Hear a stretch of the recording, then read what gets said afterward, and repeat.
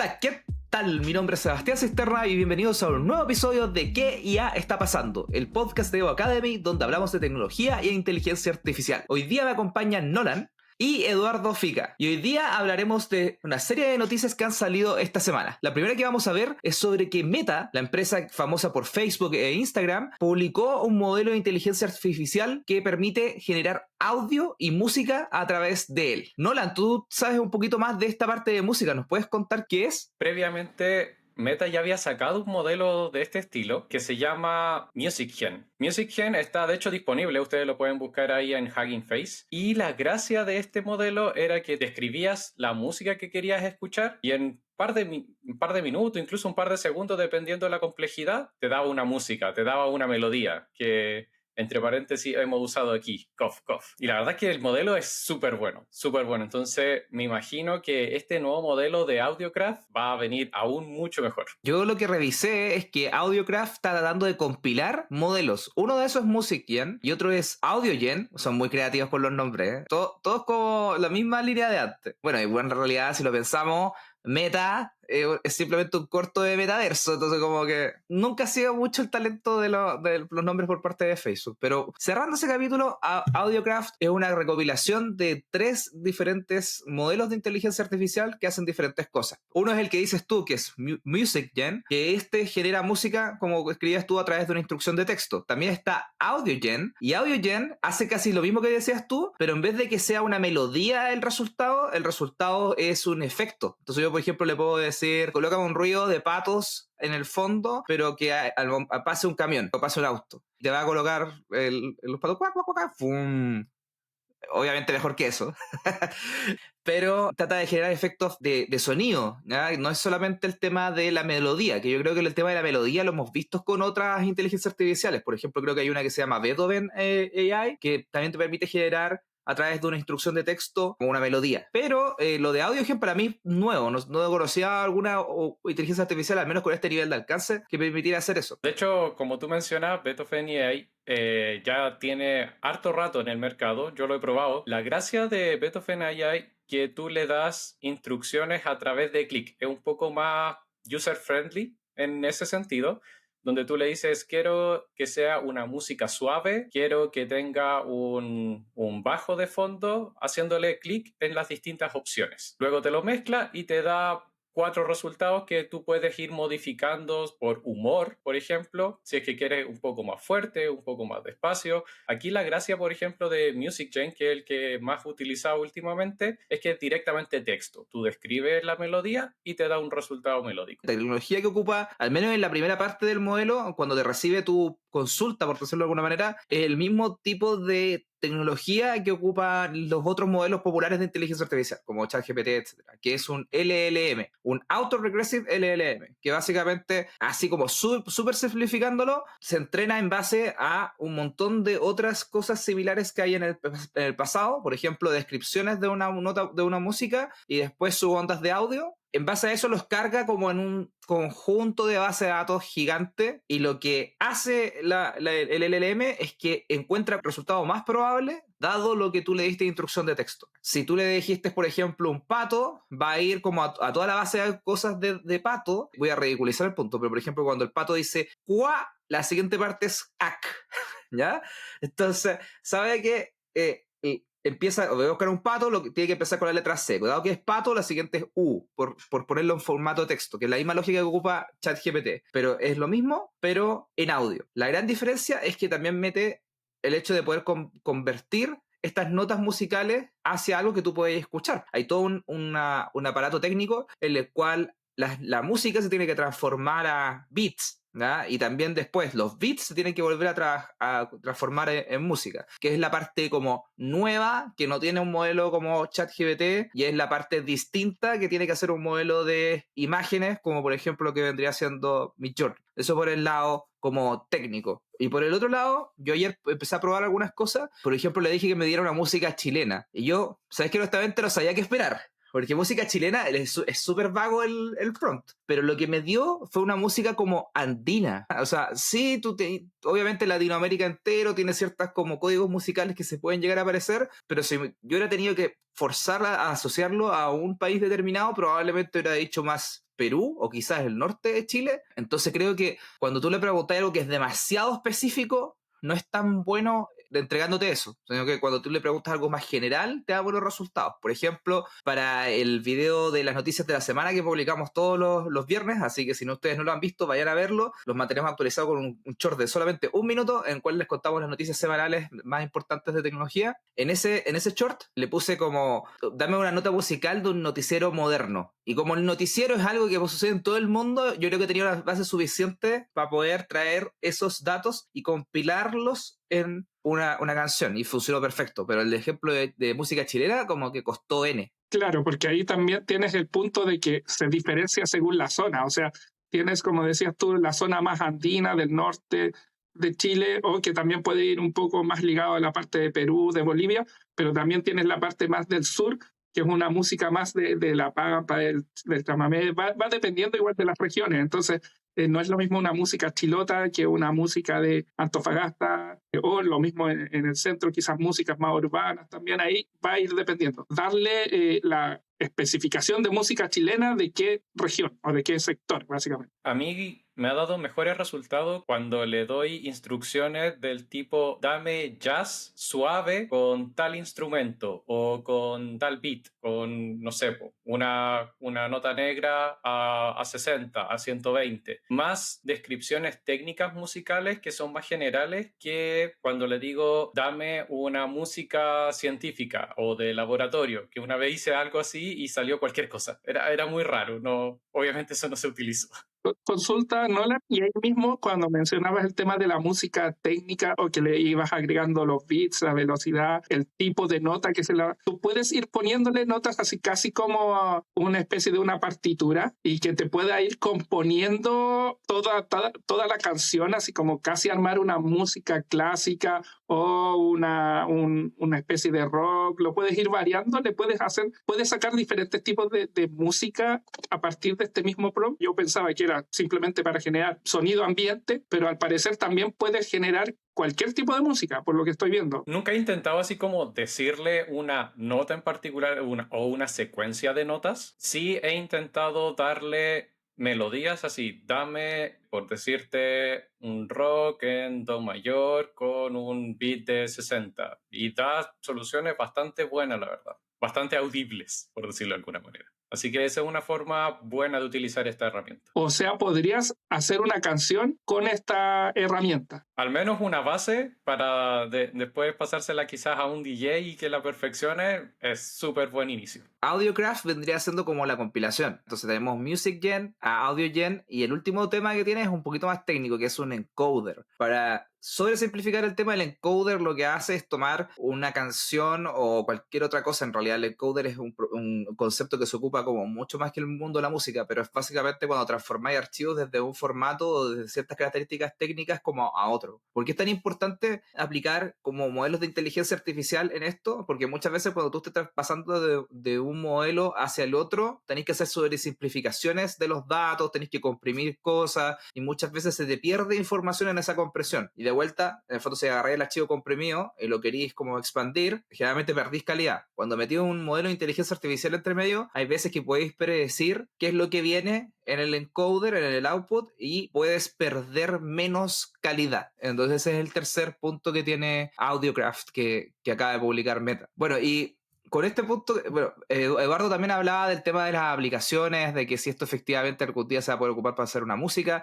Con respecto a eso, el modelo busqué como si era comercial o no, porque si se acuerdan del podcast pasado, hemos hecho harta la diferencia de que algunos modelos de Meta se publican como solamente para investigación, otros se publican permitiendo el uso comercial. Acá me costó encontrar como algo muy oficial. El software viene con una licencia, es la licencia del MIT típica, que es si permite el uso comercial del software. Lo que no me queda claro es si la música la puedes ocupar comercialmente. Yo creo que eso Al menos a mí no me quedó muy claro y creo que es confuso saber si lo voy a poder ocupar o no, porque ¿qué pasa si yo quiero vender un video que contiene uno de estos efectos? ¿Estoy en falta o no? Es un poco complicado, está por verse. Claro, hay que tener siempre presente esas cosas porque el tema de los derechos de autor, el tema de licencias comerciales, definen mucho si puedes utilizar o no esta herramienta para, al final, tu empresa. Claro, te pueden ayudar mucho, pero si caes en falta, eventualmente te pueden llegar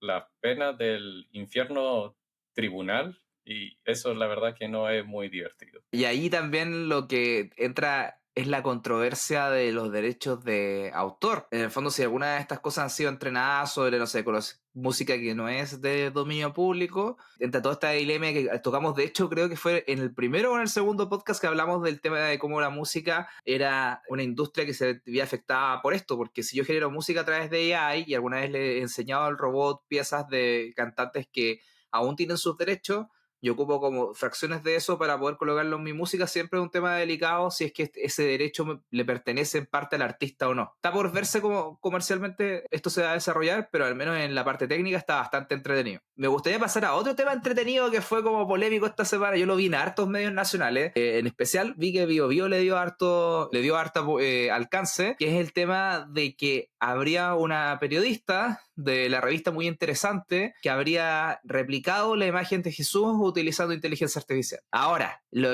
que sí es que nadie lo cuenta así. Nadie te dice fue una periodista que ocupando la inteligencia artificial. No, todos dicen la inteligencia artificial recrea la imagen de Jesús. Si ustedes vienen escuchando el podcast, saben que la inteligencia artificial ya no es solamente como una gran identidad, no es el señor inteligencia artificial al cual tú vas y le dices, señor inteligencia artificial, por favor, dígame esto. No, sino que somos los humanos los que operamos esto y ahí dicen, no, es que recreó la imagen de Jesús como debería haber sido. Yo creo que todos han escuchado un poco como este tema. No sé si alguno de ustedes nos puede contar un poco como esa controversia de que hay entre que cómo efectivamente graficamos a Jesús en nuestras imágenes y generalmente Jesús como que en realidad se supone que es. Asumiendo, aquí no vamos a entrar en la controversia de su existencia, sino que vamos a asumir que existe. Fin, si existió, dado donde nació, las características físicas que pudo haber tenido distan bastante de Jesús de Nazaret, que todos conocemos dadas las películas que pasan ahí en el Canal 3. Porque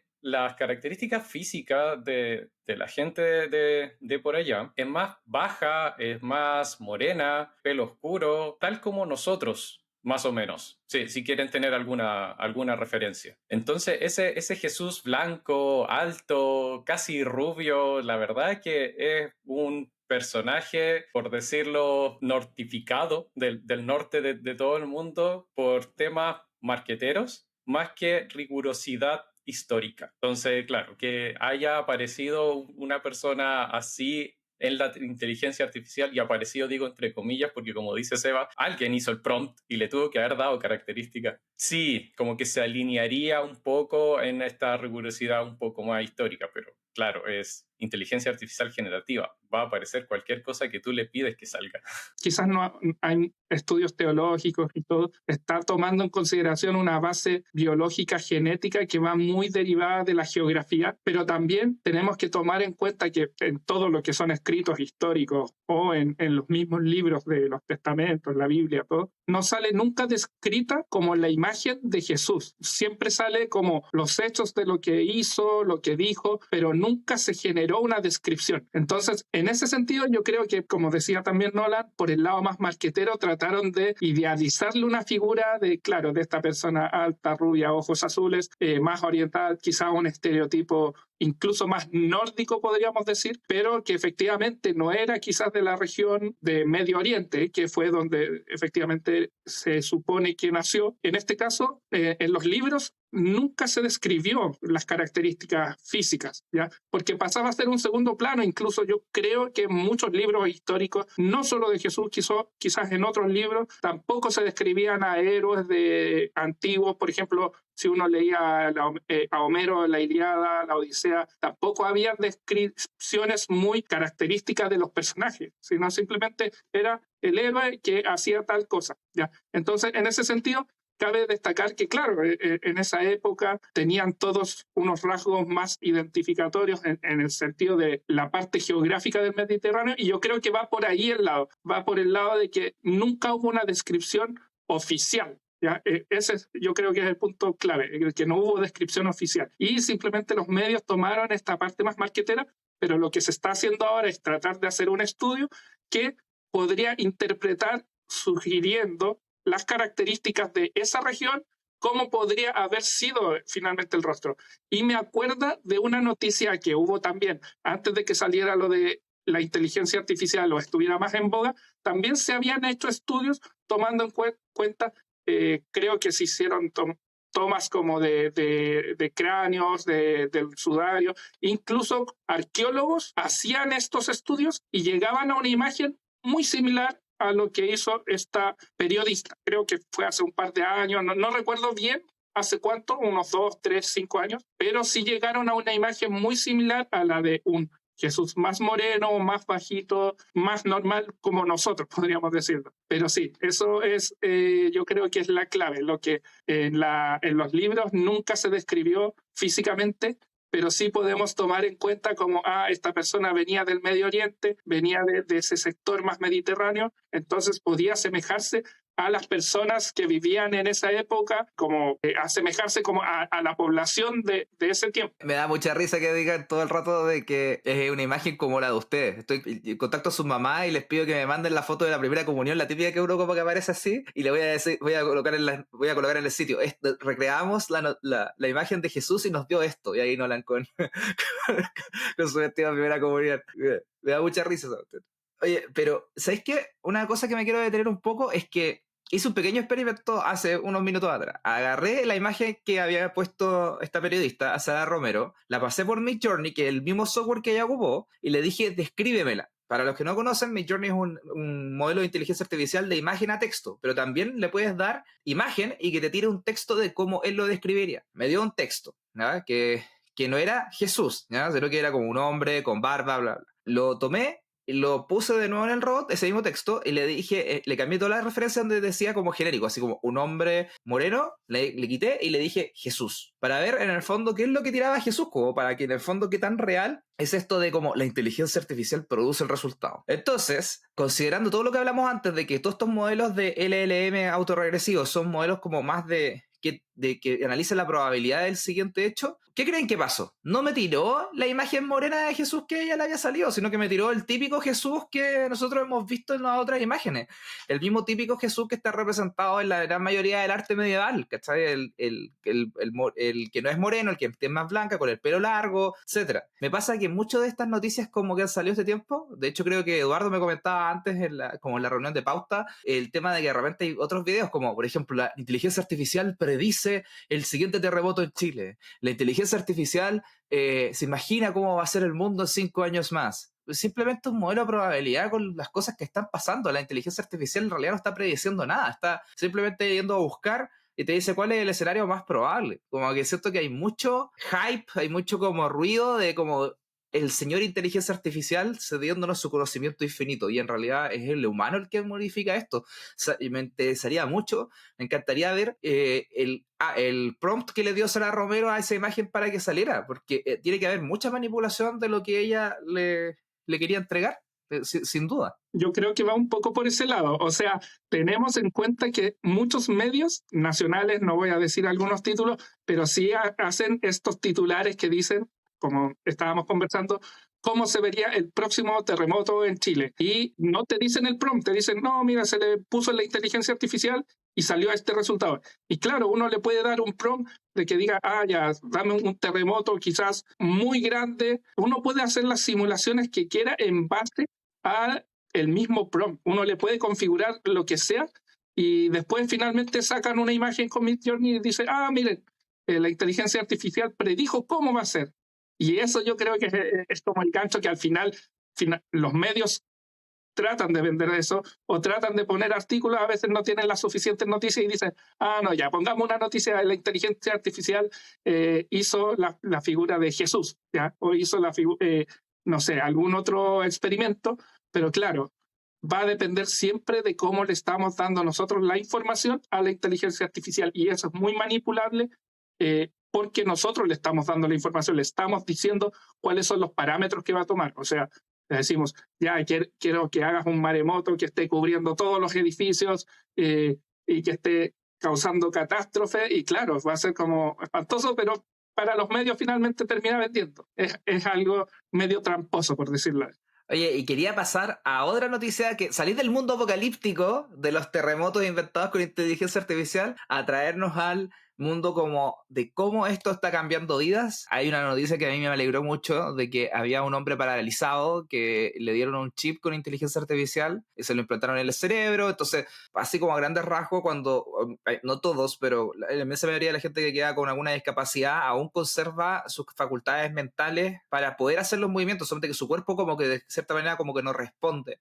Muchas veces la ciencia encuentra maneras de interferir en eso y poder solucionar ese problema entre tu cerebro y tu cuerpo. Y efectivamente hicieron eso, le implantaron un chip con inteligencia artificial, muy como los Android de película, pero la persona empezó de nuevo a poder moverse, pasó de ser, no empezó a correr, digamos, de todo un tema de recuperación física, de capacidad, etcétera, pero empezó a tener una vida mucho mejor dado la inteligencia artificial. Este puente como humano-máquina se viene desarrollando, de hecho, ya hace bastante tiempo. Ha quizás tomado más tiempo de lo que hemos visto últimamente con el desarrollo de la inteligencia artificial generativa, pero es un estudio que se viene dando hace tiempo. De hecho, hay un video, una Tech Talk de una persona que está utilizando esta interfaz humano-computador, donde empieza a escribir, donde empieza a buscar cosas por internet con solamente el pensamiento. Lo que hacen es mapear la actividad cerebral con respecto a lo que tú harías físicamente. Entonces tú piensas en mover la mano, lo que hace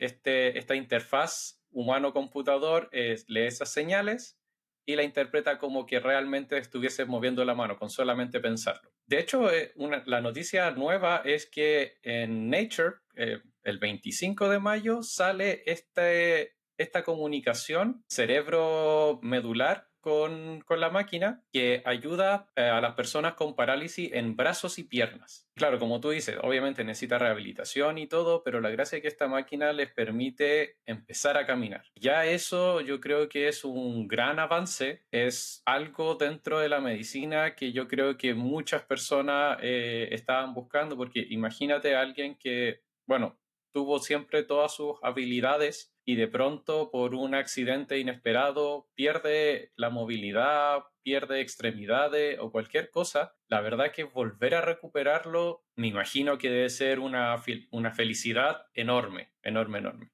Y de aquí llegar, no sé, al futuro, imagino yo poder reemplazar partes del cuerpo con esta maquinaria. Yo creo que en ese punto va a ser un gran paso, como se dijo cuando llegamos a la Luna, un gran paso para la humanidad. Dentro de lo que pude leer en algunos estudios es que la persona que empezaba a mover los músculos gracias a la inteligencia artificial después podía desarrollar muchos más movimientos, y eso permitía generar una recuperación, incluso podía reversar el efecto. Le decía que podía tener ya después un movimiento permanente gracias a que estaba empezando a hacer más movimientos con los brazos. Eso me llamaba mucho la atención porque sirve en todo lo que es terapia de recuperación. Respecto a eso mismo de los chips implantados, solamente quiero meter como dato freak, no sé si han jugado alguna vez el video DCX, pero un video maravilloso del 2000, muy de ciencia ficción, pero habla de los humanos con chips y como habilidades aumentadas. Entonces, trata de eso, de que no sé qué tan cerca estemos de implementar chips que nos ayuden a pensar mucho más rápido,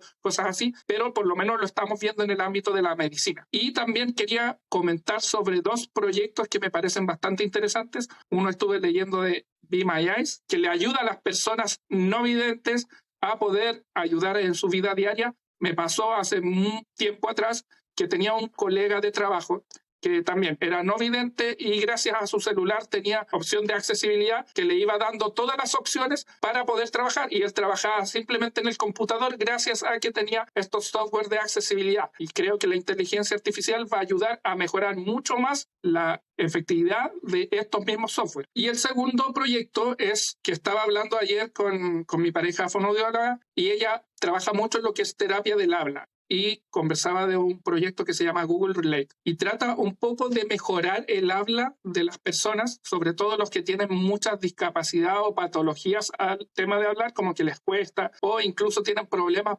a nivel de deglución, tuvieron alguna especie de alguna ACV que perdieron la capacidad de hablar. Normalmente cuando nosotros hacemos la especie de hablar a través del celular, siempre sigue unos patrones, pero todas estas personas que tienen dificultad de hablar usan patrones diferentes. Entonces, ¿qué hacía? Utilizaba como patrones específicos para las personas que tenían más dificultad de hablar, los escuchaba, hacía repetir con un poco más de claridad y permitía que las personas se comunicaran de mejor forma. Entonces, creo que tanto lo que es Google Relay como lo que es Be My Eyes o lo que estaban ustedes hablando de los chips implementados han sido unas soluciones increíbles para el campo de la medicina y la mejora en la calidad de vida, sobre todo de estas personas que tienen discapacidades o capacidades diferentes. Increíble lo que me estáis contando. De hecho, una cosa técnicamente, o sea, una cosa que quería como acotar como para que la gente crea que esto no está tan lejano de lo que ustedes hacen del día a día. Be My Eyes, la aplicación que tú contabas, está basada en GPT-4, que es el modelo de ChatGPT Plus. Pero cuando tú pagas ChatGPT accedes como a un modelo como un poquito mejor. Ese modelo, lo único que hicieron fue añadirle la capacidad de que pudiera leer imágenes y videos para poder interpretar el mundo. Entonces, es la misma tecnología que ustedes ocupan para hacer sus tareas. El informe que mis estudiantes me mandaron en la Universidad de Chile ayer viene con ChatGPT. Bueno, esa misma tecnología es la que están ocupando para hacer Be My Eyes. Lo encuentro fascinante. Vamos a pasar al último tema que también tiene que ver con cómo los humanos reaccionamos a la tecnología, pero en este es un poquito más escéptico. Que hubo un reporte que salió hace muy poco de una investigación que hicieron con radiólogos. Ustedes se imaginarán que la radiología es un campo de la medicina de los que más se puede ver afectado con inteligencia artificial. ¿Por qué? Yo saco una imagen, esa imagen la interpreto tal como estábamos hablando recién. Tecnologías muy similares a lo que hablábamos de Be My Eyes. Interpreto la imagen y le doy un resultado, un texto o una probabilidad de que esa imagen signifique algo. Entonces, la radiología efectivamente es algo que se puede bien afectado de inteligencia artificial. Entonces, este estudio fue y aplicó inteligencia artificial en el mundo de la radiología y se dio cuenta de que ayudaba mucho a los radiólogos a hacer la pega mejor. Los que los ocupaban versus los que no lo ocupaban, diagnosticaban mucho más rápido y mucho más precisamente. Sin embargo, ninguno de ellos quería adoptar la tecnología. Entonces, esto pasaba porque hay una resistencia al cambio que es como obvia. Si este trabajo es tan probable que te vaya a cambiar, ¿tú querés efectivamente adoptarlo? Como que me recuerda a muchos otros casos de adopción tecnológica que hemos visto. Por ejemplo, en Chile siempre hablamos del tema de las notarías. Las notarías también es un tema que debiese ser como 100% digital ahora. Y aún yo me acuerdo, hace unos años atrás fui a hacer un papel notarial y aún estaban ocupando máquinas de escribir. No sé, creo que haber sido no más de 5 años atrás, levemente antes de la pandemia. Esa resistencia al cambio en una industria que tiene tanto impacto para las personas como la radiología me llama mucho la atención. El tema ahí de utilizar la inteligencia artificial como un asistente, como para poder hacer mejor tu trabajo o para facilitarte las tareas, es lo que hemos estado hablando en varios podcasts anteriores y es la gracia que por lo menos en este momento tiene la inteligencia artificial en general, que todos utilizamos en el día a día o tenemos el acceso a utilizar en el día a día. Entonces, yo creo que como tú dices, Seba, el tema aquí está en la adopción de la tecnología. Puede ser por miedo, puede ser porque no la entiendo, también puede ser por temas de ego. Tener en cuenta de que al final nosotros estamos, y aquí vamos a citar de nuevo a nuestro amigo Jonathan, estamos llenos de sesgos. Uno de los sesgos más conocidos es el sesgo de confirmación. Entonces, claro, si la tecnología me está diciendo, sí, tú tienes razón, digo, bacán, tengo razón, soy genial. Pero si la tecnología me está diciendo, no, tú te estás equivocando, ya no le creo mucho. Entonces digo, ya, ¿y de dónde sacó esto? ¿Y por qué pensó esto? Yo creo que yo soy mejor. Yo creo que yo sí tengo la razón. Y puede suceder no solamente en el campo de la medicina, en cualquier campo. Claro, en la medicina suena más terrible o suena más impactante porque nos puede pasar a cualquiera de nosotros después de tener un accidente, después de tener un simple resfrío y que nos puedan ayudar y sabiendo que tienen la tecnología como entre comillas da un poco de rabia. Sin embargo, nosotros mismos podemos estar haciendo exactamente lo mismo en nuestros trabajos. Es mucha la resistencia al cambio, principalmente en estos sesgos que tiene uno, pero más allá de eso yo creo que la gente como que se resiste porque piensa de que la inteligencia artificial va a venir y los va a reemplazar con todo. Finalmente, yo creo que eso no va a ocurrir, por lo menos de aquí a unos 10, 15 años. Sí sabemos que va a ir reemplazando ciertas tareas, pero va a ayudar totalmente. O sea, yo creo que es una oportunidad tremenda para utilizar la inteligencia artificial a tu favor como una oportunidad para crecer, para aprender. Finalmente es como cuando una persona más adulta llega como alguien joven que puede enseñarle algunas cosas nuevas, la inteligencia artificial también nos va a servir para aprender cosas nuevas, para aprender cómo eficientar ciertas tareas. Yo creo que eso es lo importante, lo clave que hay que tomar. ¿Cómo vamos a optimizar el uso de las tareas y no verlo como un enemigo, como un reemplazo, sino verlo como el aliado? Y siempre lo comentamos, es finalmente un aliado, es la oportunidad y es ver bien cómo vamos a sacarle el provecho a trabajar mejor gracias a la inteligencia artificial. Y yo creo que por ahí va el tema. Lo veo por un lado más de aprovechar esta oportunidad. Me parece increíble todo lo que se ha avanzado en los últimos años y siempre lo comentamos, pero sí creo que es clave cómo lo vamos desarrollando y cómo se va aprovechando esta tecnología. De hecho, en lo que ustedes comentan, como que siento que hay un espectro acá de posibilidades de la gente en la adopción tecnológica, porque tenéis un poco como lo que habla Nolan, que efectivamente es lo que sale en el estudio, de que cuando estos radiólogos se veían contra una opinión que era distinta a lo que ellos creían, con el fondo cuando la máquina les decía algo que tenía conflicto con lo que ellos creían, era mucho menos probable que lo pudieran hacer. Presumiblemente por el ego. Uno sabe que los doctores muchas veces les dicen Dios Tores. Por favor, no, mi amigo Willy que está acá, que es familiar de Nolan, no nos venga a buscar después. Pero sí, es lo que se le dice. Pues, además que es radiólogo, entonces además también cae aquí en el mismo ejemplo. Pero... Y tenía el otro ejemplo de la gente que está viendo esto como un superpoder, como en el fondo de que es algo que te aumenta tu productividad. Yo me acuerdo de hace poco vi una historia en Reddit de un tipo que decía, oye, acabo de entrar a mi empresa, estoy ocupando Code Interpreter como todos los días para poder analizar los datos y hacerlo más rápido. Obviamente sé lo que le pido a Code Interpreter, pero necesito hacerlo más rápido. Y mi gerente general cree que soy el analista más inteligente que han contratado en toda la vida. Y es como, no. Él decía, me siento mal, porque de cierta manera como que obviamente lo hago mejor por la inteligencia artificial. Y a alguien le decía, ¿tú crees que el albañil se siente mal cuando ocupa el martillo?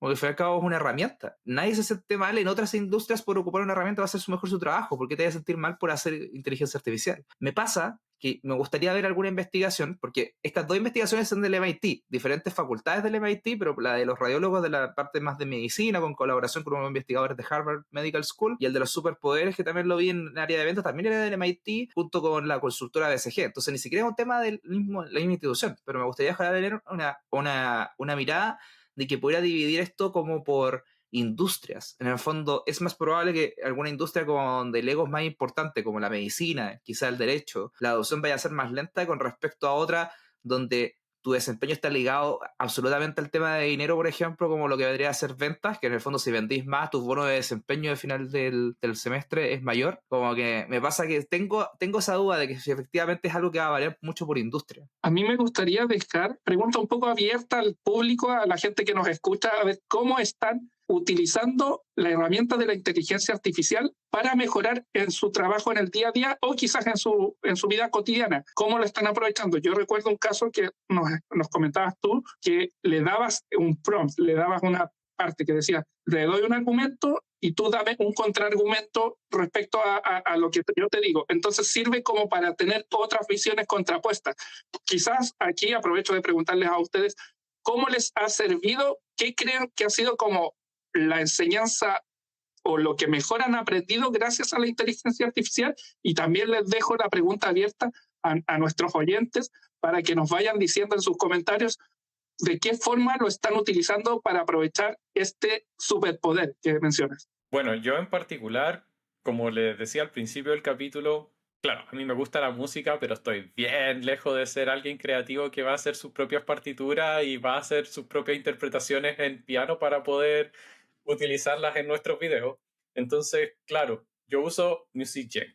También, por ejemplo, yo estoy seguro que hay varios videos que ustedes han escuchado, han visto ahí en nuestras redes sociales con una voz que claramente no es de ninguno de nosotros seis. Esa voz también está hecha por inteligencia artificial. Y claro, cuando no tengo la capacidad de grabar porque no sé, no estoy con mi micrófono o tengo poco tiempo. Fácilmente yo escribo lo que quiero decir y sale una voz súper natural en la misma edición. Yo no soy experto en edición de video, no estudié nada relacionado con eso, pero gracias a la tecnología igual puedo hacer un trabajo, podríamos decir, decente, sin tener muchos conocimientos técnicos de eso. Entonces imagínense que yo, que estoy fuera del área creativa, por decirlo de alguna manera, fuera de la industria creativa, puedo crear productos creativos, puedo hacer productos audiovisuales. Imagínense ustedes mismos utilizando esa tecnología en donde ustedes ya son expertos. ¿Cuánto más allá pueden llegar? De hecho, me recordáis un caso de una youtuber que se llama Chloe, que habla siempre de ciencia en inglés, y ella invitó a un artista. Cuando saltó toda esta cosa de Midjourney, invitó a un artista y le dijo, hagamos piezas utilizando inteligencia artificial, media hora cada uno, y vamos a poner todas esas piezas a votación popular. Entonces ella hizo sus piezas, etcétera, que eran con la misma temática que el otro, como para que tuviera una base común. Y después el otro hizo sus piezas, ya. Ella alcanzó a hacer 3 piezas que ella encontraban que eran decentes, ¿ya? Y el otro alcanzó a hacer 9 en ese mismo periodo de tiempo. Y después agarraron esas 12 piezas y las sometieron a votación popular. La gente podía votar por cualquiera de las 12 que les pareciera suficientemente buena, ¿cachai? Como que les gustara. Y después la ordenaron por ranking. La periodista, a pesar de que sus piezas eran como bastante mejores de lo que ella podría haber producido por sí sola, todas sus piezas terminaron rankeando más abajo, como mucho en las partes inferiores del ranking. En cambio, las piezas del artista, todas estaban en la parte superior del ranking, y la diferencia entre la mayoría de las piezas de ella y las piezas del artista era importante. A mí me llevó a la conclusión como, oye, el artista sabe qué pedirle a esto, sabe qué guiar. Entonces siempre me gusta ocupar este concepto de superpoder. Y efectivamente tú voy a ocupar la inteligencia artificial para recargar, para potenciar, para darle turbo a esas habilidades que estáis aprendiendo en otras cosas, ¿cachai? Algo que ya tenía. Bueno, y quisiera también recordarles la pregunta que nos acaba de dar Eduardo de ¿cuál es su superpoder? ¿Para qué están ocupando hoy día la inteligencia artificial? Por favor, déjenle en los comentarios, que los queremos escuchar y poder tocar estos temas en el siguiente podcast. Y hablando del siguiente podcast, hoy día acaba de terminar así que nos vamos a ver en el siguiente episodio. Antes de irnos, por favor, les quería recordar que nos vayan a seguir a las distintas redes sociales, YouTube, Instagram, TikTok, X, Threads, todas las que ustedes quieran, que nos sigan también en Spotify. Ya hemos pasado los 100 seguidores del podcast en Spotify, lo cual es algo que yo pensé que no iba a ocurrir nunca, así que gracias a la gente que nos está escuchando. Quisiera invitarlos para que también vinieran a escuchar el siguiente episodio de ¿Qué ya está pasando? Así que nos vamos por hoy día y nos vemos en el siguiente capítulo. ¡Hasta la próxima!